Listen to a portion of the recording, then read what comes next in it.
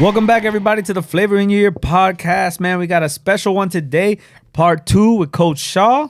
Welcome back, baby. Hey, what up, though? We're here to get updated on everything that's been going on since he was last on here.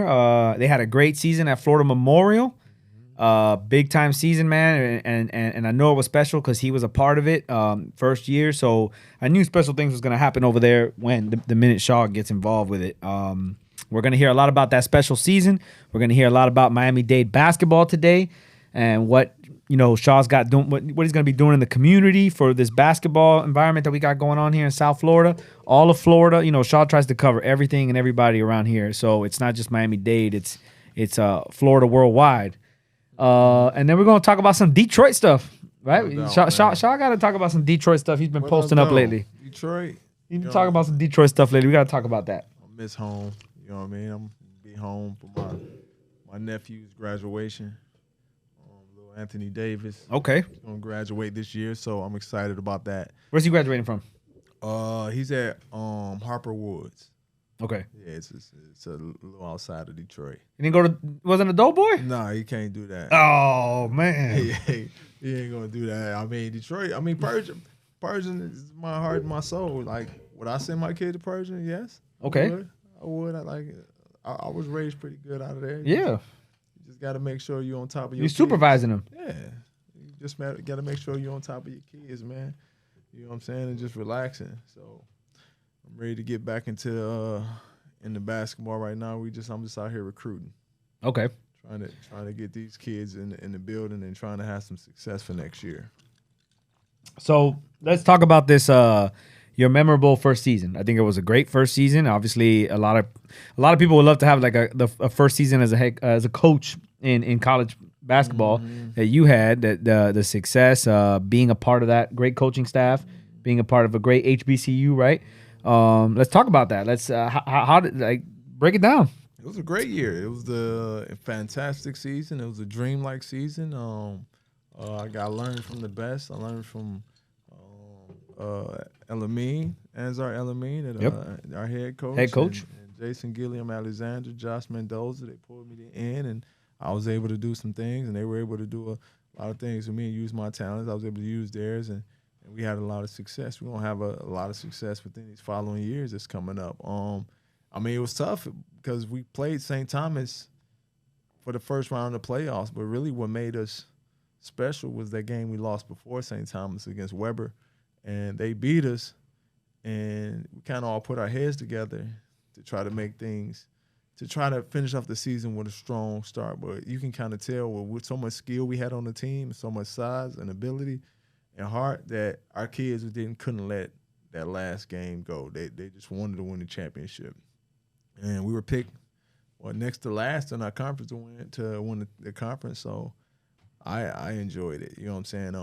We played St. Thomas at St. Thomas, and we beat them there, which was crazy because I think they were trending up at the time. And then we played Warner, the conference champions, at their place. Yeah. I mean, the regular season conference champion at their place, and we beat them. And then we had Ivan Marie, who, man, Ansar did a great coaching job that game, man. Yeah. Like, that was probably the best game I ever been a part of. Went 3 overtimes. We won by 3 overtimes. Damn. Yeah, we won by 3. So it was a fun, fantastic season. You know what I mean? Couldn't ask for a better season for those kids, man, and they enjoyed themselves. We got a lot of kids that's going to get a chance to play professional. So we got, I say, about 3 or 4. We had one kid leaving in the middle of the season to go play professional. So we definitely looking for to build on what we just accomplished. Yeah. And be able to have some success for next year. So what did it feel like to win the conference? Like what was that feeling? Cutting down the nets, man. I seen the pictures. Amazing, man. Like it's no feeling like, you understand, practicing 2 days. You know what I'm saying? Emotions, all that just built up. We had one kid who hadn't really won anything since he been there, and he came out. His name is Shake. He came out, man. He was very emotional, man. He had the game of his life in the tournament. Like, the feeling is you can't get it back. Yeah. You know what I mean? Within that, you can't even talk to me. It's like a natural high. It's a natural high. Yeah. It's a gift that God gave you, and it's hard to put all those pieces together to have a lot of success. You know what I'm saying? Guys coming from all over the country, But we wound up doing it and went to the national tournament. Right. We lost to Faulkner. What, second round though, right? First round. First round. It was the first round of the tournament. They were higher seed, one of the best teams in the country. We lost to them. But we want to build on that. Right, of course. Going to the national tournament, and I think Florida Memorial going to have a lot of success in the future. Yeah. You know what I mean? When we go out and get these kids. We like to recruit the Miami kids, which we are. Recruit the Miami high school kids. I love recruiting the Miami high school scene and making sure that we're on task to dominate this area too. And so is St. Thomas and all the other area schools. So we just in competition with everybody. Yeah, and you got are we recruiting any Persian Doughboys or what's going on? Persian Doughboys, I would love to. You was out there in December, right? Yeah. And did you go see them play? Yeah, I'm going. Yeah, I watched them play. I think they played Jackson. When they okay, played. Is that a rival or something?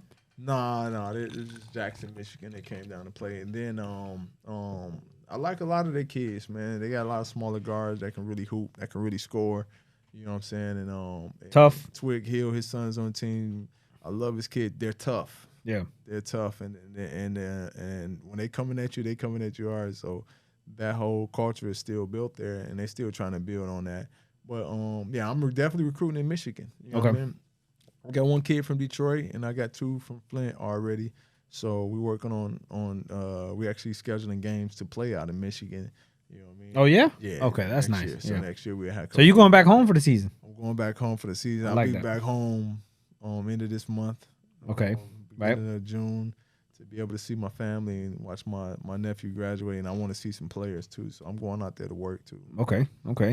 And when you guys won and you cut down them nets, at that point you're going off to the tournament. Mm-hmm.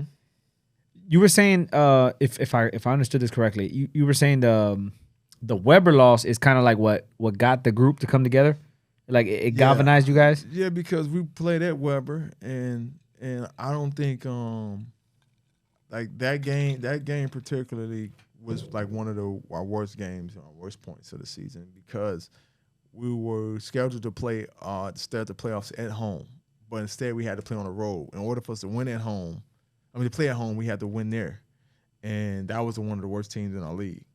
So it probably was the worst team in our league, and we lost to them at their house, and it was bad. We got whooped at their place, and it didn't look good. We played a lot of guys we weren't supposed to play in the rotational minutes, and I think that it looked bad on us, and it actually made us group together as coaching staff and make the proper adjustments. But Anzar did a great job in the tournament, man.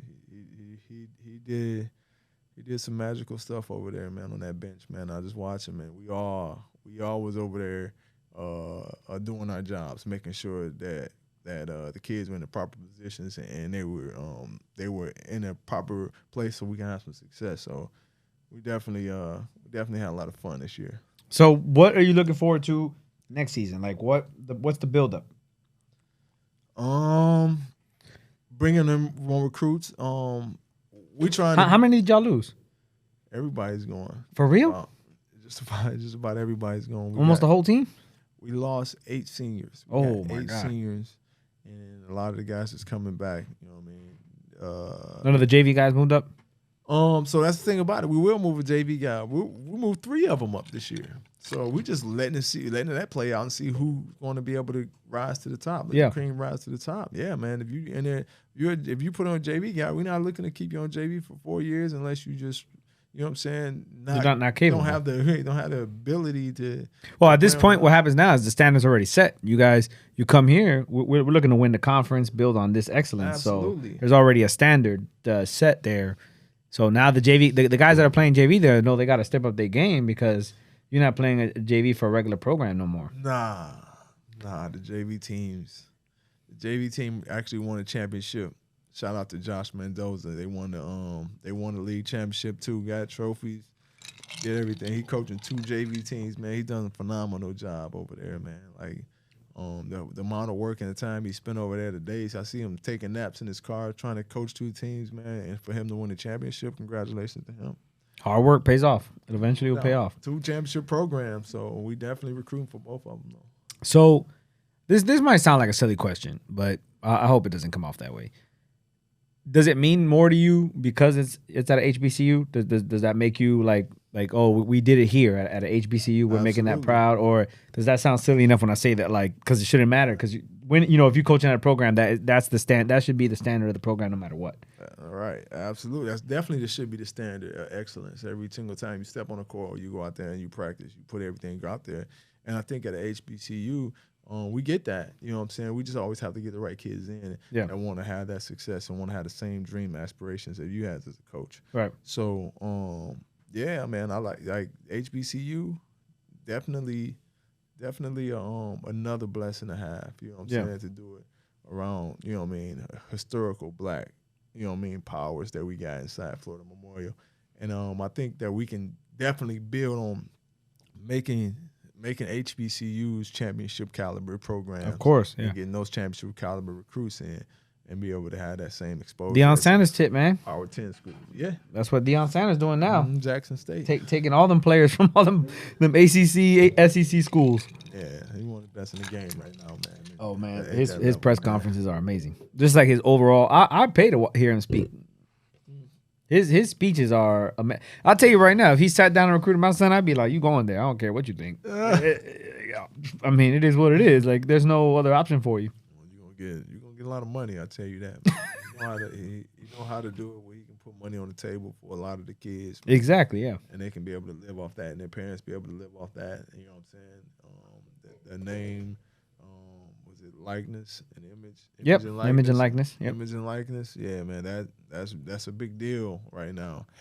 A lot of guys are getting paid off that, and you should. And because universities use the kids' names, face, and likeness on all that. Like this is a way for them to be able to subsidize and get money back to their family. I enjoy those kind of things that's involving. I can see the sport involving on a business sense, not just on the basketball court. Yeah, and that's cool, man. I love the fact that you guys had that blessing. You guys had a great, phenomenal season.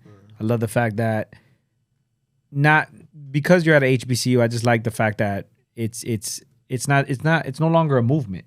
It's like a thing now. It's a real thing. When this whole wave started, it felt more like a movement, right? Like, when CP3 started campaigning and, wearing all the HBCU shirts through our games and stuff like that. Now it's becoming like a thing where it's like, hey, you got to take it serious now. It's a real thing, and people are pouring money into these schools. And why not? Well, the national champions was HBCU. Wow, I didn't know that. Yeah. Okay, that's great. Talladega, they're HBCU. They're in the Final Four. They're in the same conference as the team we lost to Faulkner. Okay. So that's a heavy conference. Oh, yeah. If Faulkner was a top seed, yeah. Oh, yeah. That's a heavy conference. Oh, yeah. Where's that conference located? What conference is that? The Sun Conference. Oh, their conference? Like what region? I forget their name of their conference. Man. No, but what region is it? Like, they're in Alabama. Alabama? Okay. Yeah, they're in Alabama. So they're still like in the South. Yeah, they're Talladega's in the South, Faulkner's in the South. They're pretty close to each other. So yeah. Those are two big time programs, man. Those schools, man. Hey, I go to those schools. I see some of the stuff that they got in those schools, man, is different, man. They different, man. Like the dorms they got, the way they're set up for their programs, man. Every college should be set up for that. And I think Florida Memorial gonna wind up going that way, the way these guys are going. Well, you guys just redid the arena only a few years ago, right? Yeah, and the arena looks great. Yeah, they're doing a floor over this year. Oh, they are? So it's going to get better. Yeah, it's getting better with time. That's logo. what happens when you win championships. You win conferences. Oh, they start blessing you with floor and locker rooms and everything, Better budget. They start giving you more. Y'all go ahead and do y'all thing. Y'all keep doing that, man. We had the president at our games, at schools, man. Like, we really trying to hit the high road tough, man. Like, and get the right kids in, man, and get this championship again.